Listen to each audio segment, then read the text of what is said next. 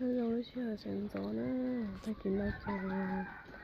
cái việc ta tí vào xe cũng mang chỉ cho là chạy được bên nào.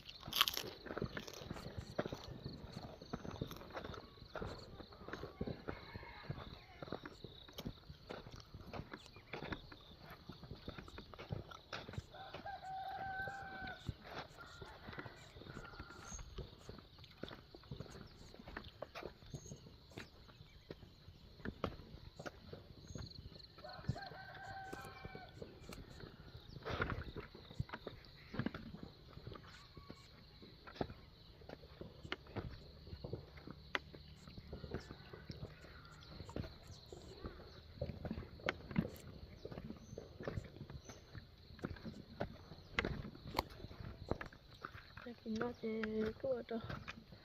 sẽ chia cả lý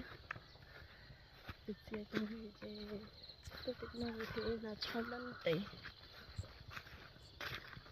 thì nó chả làm nổi hết tôi ta chỉ mà chỉ lo cho đi thì nó chả lo chờ hết rồi tại cái lửa lo nà nó chỉ nó sợ lửa lo tổn nà này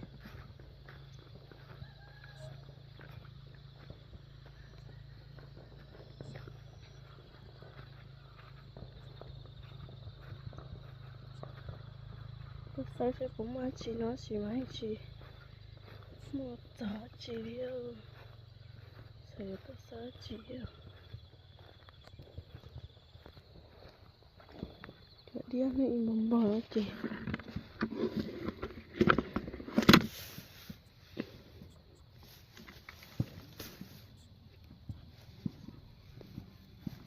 ngồi đó đà cho một sự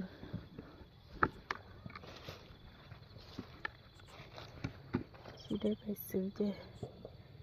nó nói chị là tôi mất đây kìa nó mà lọt tiêu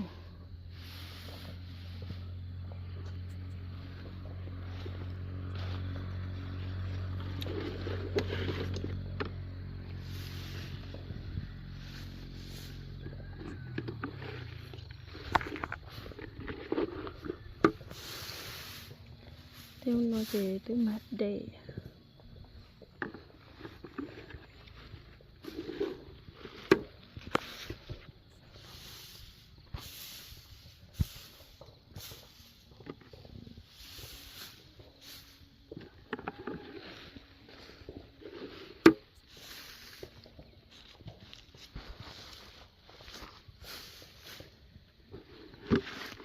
tiêu nó chị sao nhung rồi hả chị mà giỏi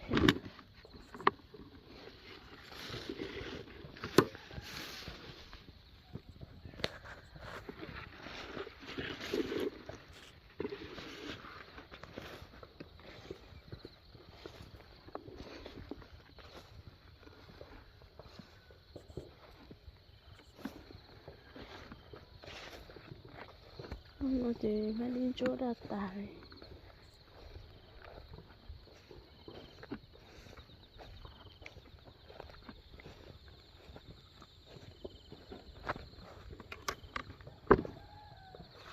nó chỉ tốt chỗ ta nó đi thế đặt chủ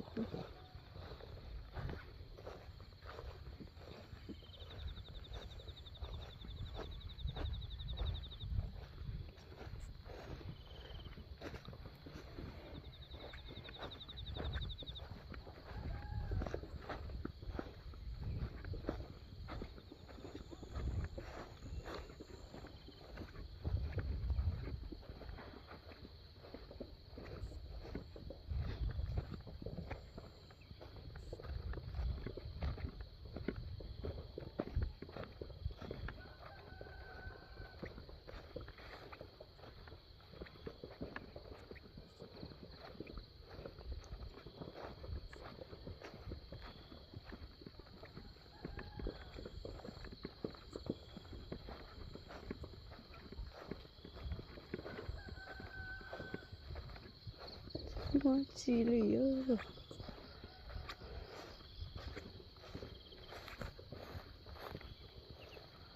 bắt đầu tới đa võ chỉ mà chỉ muốn chỉ lì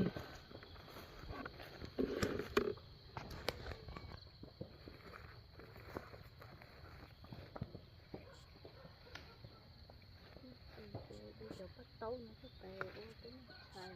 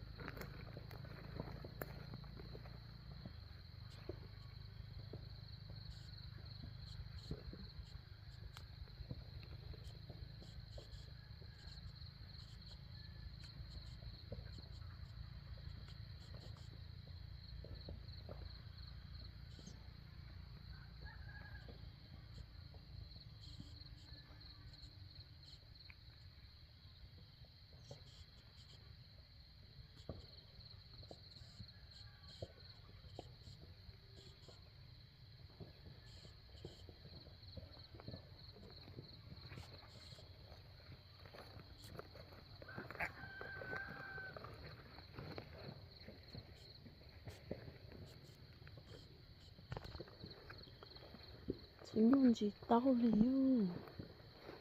ba lần tao xuống chính luôn chỉ liu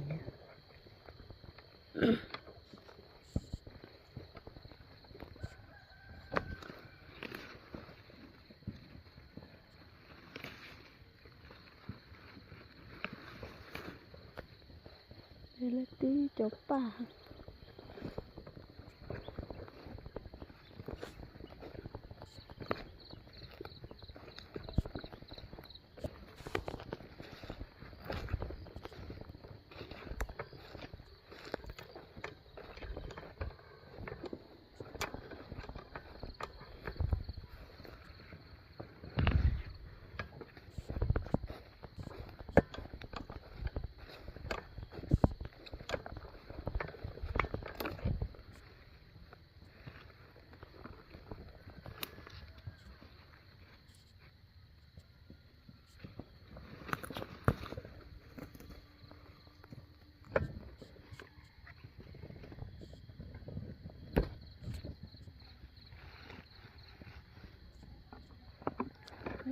thùng ba rau thùng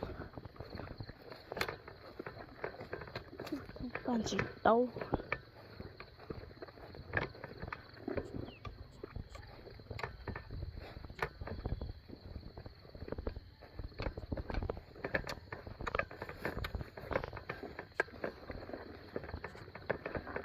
liên tục mà phát thôi mình sẽ nó một tô sẽ tô một tay một tê tô ta để giờ là khớp bò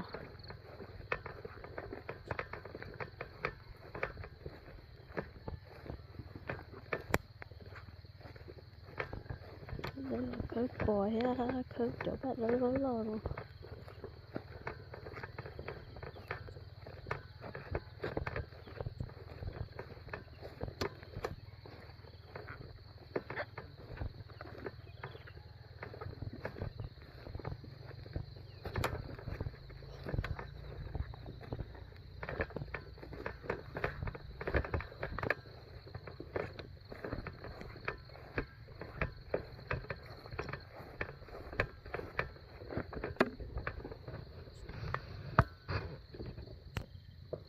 sợ ba giờ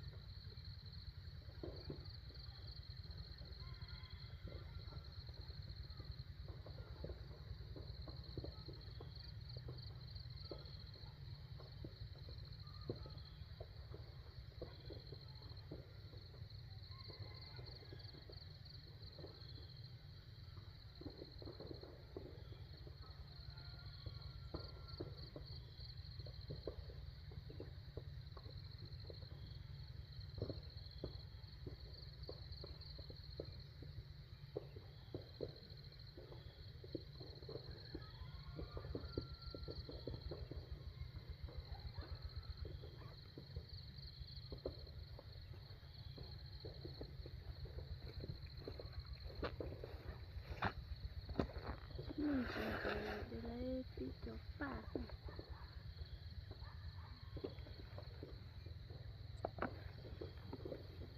đi lấy cái dâu cái giống gì tàu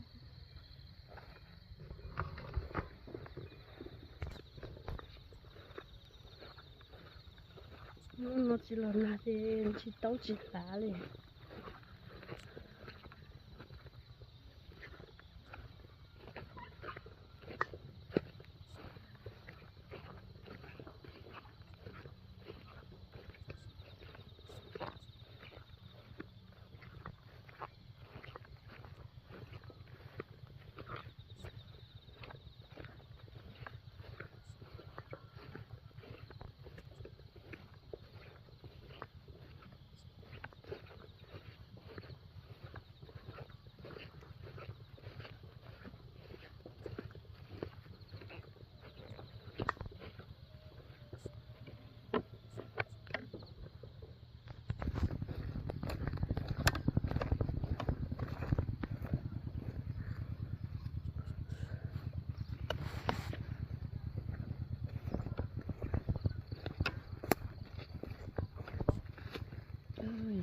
nhiều giống một kìa thì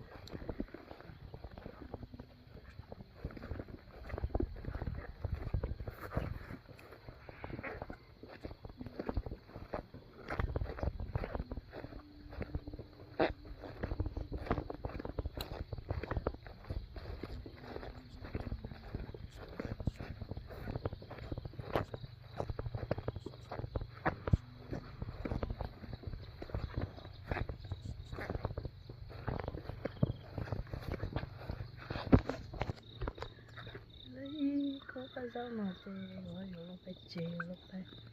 mà chè nó sẽ hết bây giờ là cá bè tôi biết chờ ăn cho chỉ là chỉ muốn này rồi mình nhỏ này sẽ uống trà này chỉ kia mà đi phải sẽ một tí mình xài sẽ ít cái rồi mình phát phải rồi nhé cái nhiệt gì cái khăn cô sẽ một cái tê rồi chứ đẹp gì hơn là cùng tỷ thế nó không còn cái tỷ chứ để đây hôm nào một khăn chưa sẽ gặp ta cái lời nữa tôi nhớ chết đi thế là chị giờ giờ là tái cầu hết mà cờ lì đi xem mà nếu đợt từ lâu phải cũng tự viên đi nếu từ lâu nữa béo nước cũng tự viên thì cái xíu này rồi mình nhỏ đi mà ơi nhiệt thì chị chế này rồi mình nhiều thì chị bài thì nó sẽ học qua mình giải mình rồi mình nhỏ chả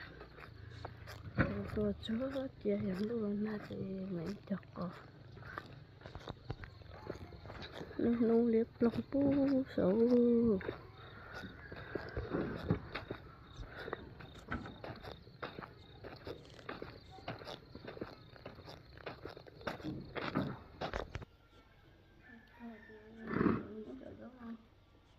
hiểu cái là sao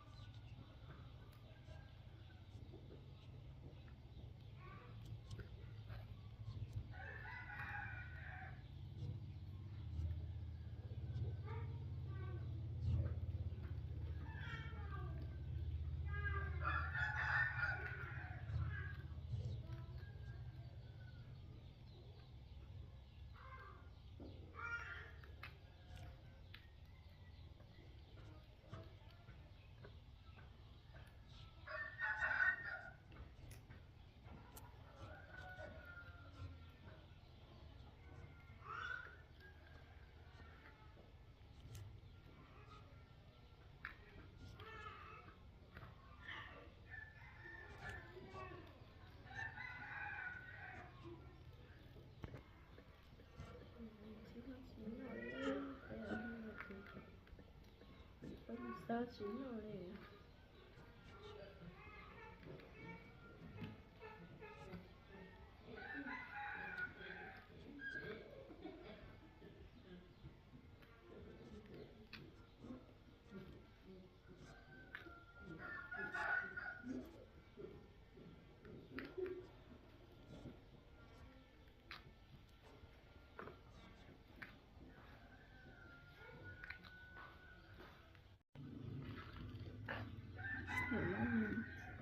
Tại nó chỉ mà nó chỉ em chỉ lên là chỉ ảnh cho bắt tao đó thì lên là chỉ tuột ta thì chéo ảnh ba nó sẽ có được chuẩn chỉ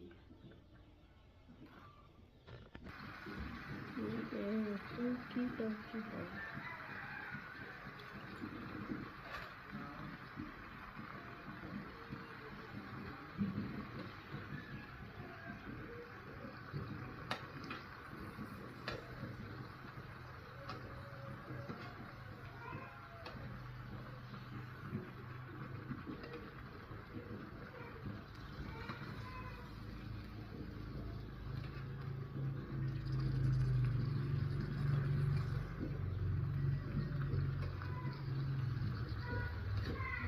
Đâu nó thì họ có ký để lên đâu nó thì là ký thì lâu ra chế thì cứ đi thì nó cầu nó chưa thì họ nó chưa gì cuối nó cho tàn nó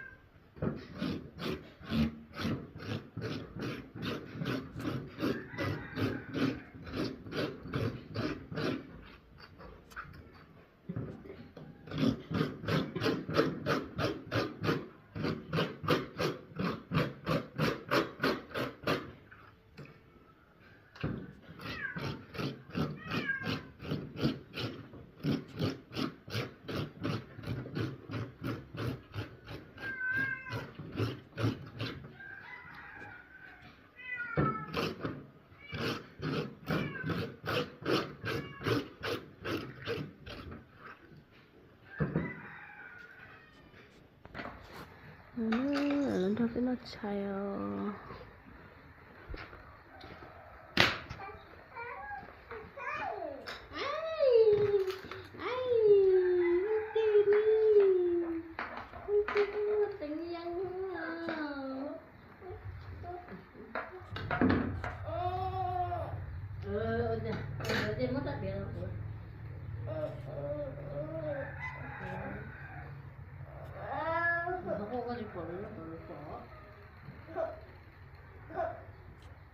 nó mỏ nó chỉ cô nè, thằng nào không nó bên nó dùng mỏ vậy, vậy, thằng nào ăn bao rồi nè,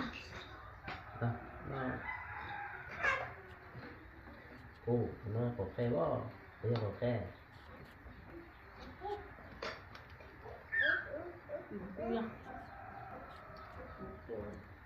hả? Rồi.